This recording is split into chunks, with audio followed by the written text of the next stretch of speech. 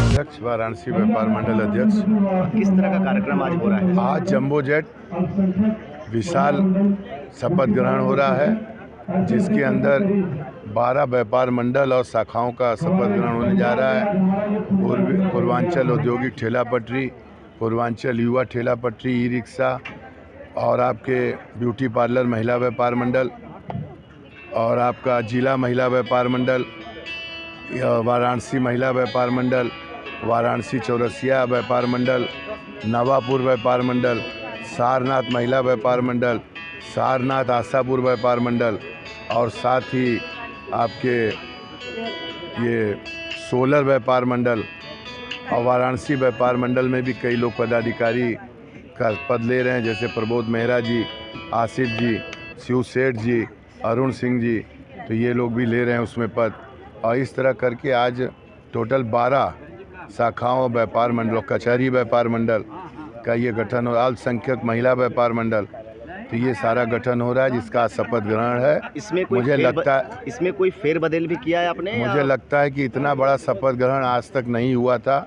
आज ये jumbo jet शपथ ग्रहण यूपी में पहली बार हो रहा है और इसमें फेरबदल में केवल वाराणसी महिला व्यापार मंडल की नवनियुक्त अध्यक्ष ईशा अग्रवाल जी बन रही हैं। सुनीता सोनी जी को आपने निकाल दिया अपने से, और ये बन रही है।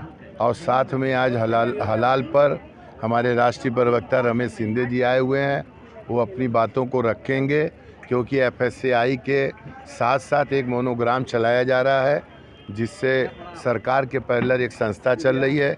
और साथ ही हमारे केनरा बैंक से आए हुए हैं, वो भी अपने विचारों को केनरा बैंक के बारे में रखेंगे, ताकि व्यापारियों का कैसे लाभ हो सके या क्या चीज़ें उनके पास नहीं पहुंच पा रही हैं वो बताएंगे। बग्गा जी, एक सवाल ये है कि सुनीता सोनी जी को व्यापार मंडल से हटा दिया गया है, निकाल दिया गया है, क्योंकि जब आपने नया नवनियुक्त हो गए तो वो अपने आप ही हट गए। नहीं, पार्टी संगठन ने निकाला है या अपने आप वो निकली? नहीं, संगठन ने उनको पदमुक्त किया है। पदमुक्त कर दिया? हाँ, कमेटी ने महामंत्री जी के नेतृत्व में उसको पदमुक्त किया। ठीक।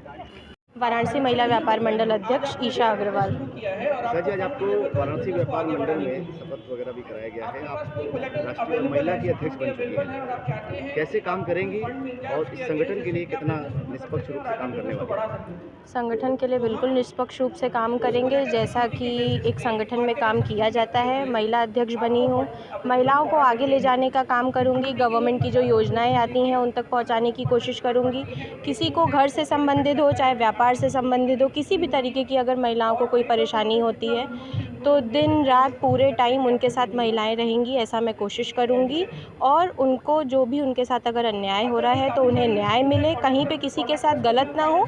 धरातल पे ग्राउंड लेवल पे जैसे काम किया जाता है, एक एक महिला को, चाहे उनका कोई भी पोस्ट हो, गरीब हो अमीर हो, इससे हमें कोई मतलब नहीं, किसी कास्ट क्रीड से हो, महिलाओं के लिए काम करना है, वही करते रहेंगे। वाराणसी व्यापार मंडल आपको बड़ी जिम्मेदारी दिया है, कैसे निभाएंगे?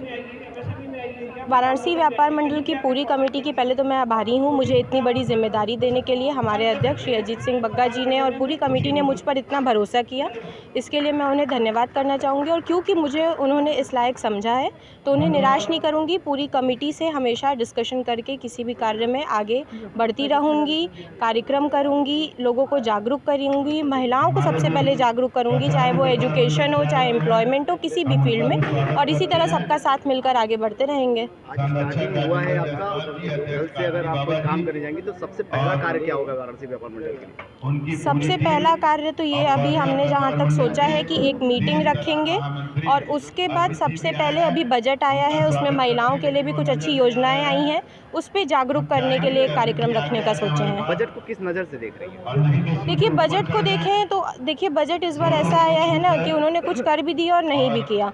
जीएसटी की बात करें तो वैसे का वैसे है, इन्फ्लेशन एज़ यूजुअल बढ़ रहा है, लेकिन कुछ चीज़ें उन्होंने अच्छी भी की। स्टूडेंट्स की बात करें तो digital national library, nursing hospitals, nursing schools ये सब खोले हैं। इनकम टैक्स वाली बात करें तो थोड़ा सा उन्होंने उसमें परसेंटेज डिक्रीज़ किया, 7 लाख तक छूट दे दी, उसके बाद के भी टैक्स स्लैब्स ने उन्होंने गिरावट की। लेकिन जो एक मेन मुद्दा इस समय चल रहा था कि महंगाई बढ़ रही है, वो कहीं से कम नहीं हो रही। जीएसटी उन्होंने कम नहीं किया, किया भी है तो लग्जरी आइटम्स पे किया है, नेसेसरी आइटम्स पे नहीं किया है। अपना परिचय दीजिए आप। रमेश शिंदे, हिंदू जन जागृति समिति का राष्ट्रीय प्रवक्ता हूँ। आज यहाँ पे वाराणसी व्यापार मंडल की तरफ से कार्यक्रम रखा गया है, क्या कुछ है कार्यक्रम में आप भी शामिल हुए हैं? जी, यहाँ पर जो व्यापारी मंडल का जो गठन हो रहा है, शपथ ग्रहण हो रहा है, तो ये सारे जो बहुत बड़े कार्य है और इसके लिए सम्मानित यहाँ के जो व्यापारी है वो भी उपस्थित है। अलग अलग जो व्यापारी मंडल के जो पदाधिकारी है वो यहाँ पर उपस्थित हुए हैं।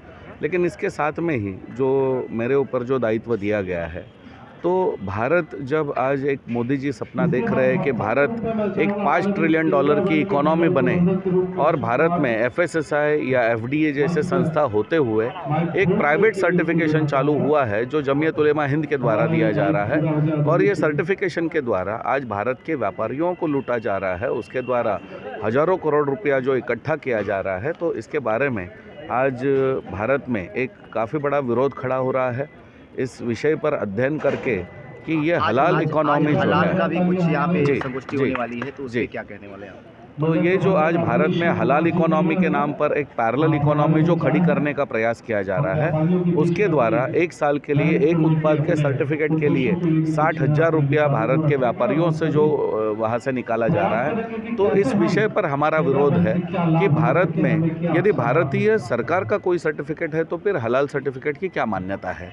और इस दृष्टिकोण से कर्नाटक में वहाँ पर जो भाजपा की सरकार है उन्होंने इसके विरोध में कानून प्रस्तावित किया है, तो ऐसे ही कानून उत्तर प्रदेश में बने, इस दृष्टिकोण से हमारा प्रयास है।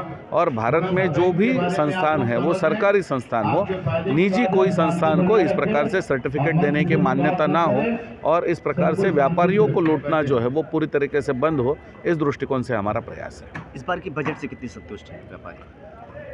देखिए, इस दृष्टिकोण से बजट तो काफ़ी अच्छा रहा है और अलग अलग पहलू जो है वो हमें दिखाई देते हैं कि बजट में आज जो इसके साथ में केवल बजट की मैं बात नहीं करूंगा, अभी जो योगी जी के नेतृत्व में यहाँ पर जो यूपी का इन्वेस्टर समिट हुआ जिसके अंदर 32 लाख करोड़ का जो निवेश यहाँ पर भारत के और विदेश के सारे व्यापारियों ने किया है, तो एक आश्वस्त करता है कि एक अच्छा नेतृत्व होगा तो वहाँ पर जो निवेश करने वाले जो है वो यहाँ पर निवेश कर रहे हैं। तो ये एक उत्तर प्रदेश के दृष्टिकोण से यदि हम देखेंगे तो एक बहुत बड़ी घटना है, और यदि इस प्रकार से निवेश यहाँ पर हो रहा है तो निश्चित ही यहाँ पर के लोगों को जो विकास के दृष्टिकोण से है या यहाँ पर रोज़गार के दृष्टिकोण से है बहुत बड़ी उपलब्धियाँ यहाँ पर हो रही है।